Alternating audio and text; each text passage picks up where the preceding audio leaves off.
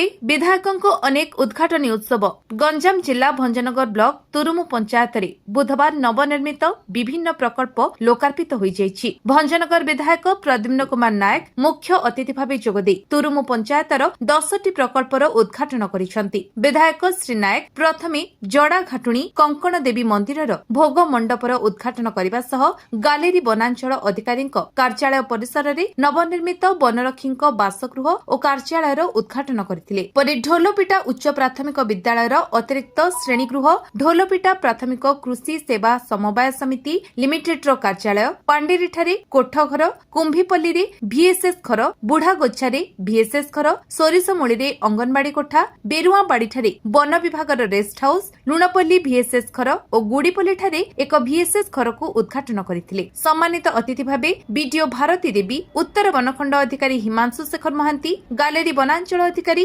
ଜ୍ଞାନେନ୍ଦ୍ର ଲିମା, ଆସିକା ସମବାୟ ମଣ୍ଡଳ ଉପ ସହକାରୀ ନିବନ୍ଧକ କମଳ କୁମାର ଆଚାର୍ଯ୍ୟ, ତୁରୁମୁ ସରପଞ୍ଚ ଉଷାରାଣୀ ପ୍ରଧାନ, ସମିତି ସଭ୍ୟା ରୀନା ଦଳବରା, ବ୍ଲକ ସହକାରୀ କାର୍ଯ୍ୟନିର୍ବାହୀ ଯନ୍ତ୍ରୀ ନିତ୍ୟାନନ୍ଦ ପ୍ରଧାନ, ଢୋଲପିଟା ପ୍ରାଥମିକ କୃଷି ସେବା ସମବାୟ ସମିତି ସଭାପତି ସୁଭାଷ ଚନ୍ଦ୍ର ଗୌଡ଼, ଉପସଭାପତି ଶ୍ୟାମା ପ୍ରଧାନ, ସମ୍ପାଦକ କୃଷ୍ଣଚନ୍ଦ୍ର ଗୌଡ଼ ପ୍ରମୁଖ ଯୋଗ ଦେଇଥିଲେ। ଭାଜପା ନେତା ଶିବଶଙ୍କର ପ୍ରଧାନ, ସୁଭାଷ ଚନ୍ଦ୍ର ବରାଡ଼, ହୃଷିକେଶ ପ୍ରଧାନ, ଧୋବା ଗୌଡ଼ଙ୍କ ସମେତ ବିଭିନ୍ନ ପଞ୍ଚାୟତ ପ୍ରତିନିଧି ଓ ଦଳୀୟ କର୍ମୀ ଉପସ୍ଥିତ ଥିଲେ। ଭଞ୍ଜନଗର ଗୋବିନ୍ଦ ଚନ୍ଦ୍ର ଗୌଡ଼ଙ୍କ ରିପୋର୍ଟ, ବିଶ୍ୱବିଜୟ ନ୍ୟୁଜ ଓଡ଼ିଶା।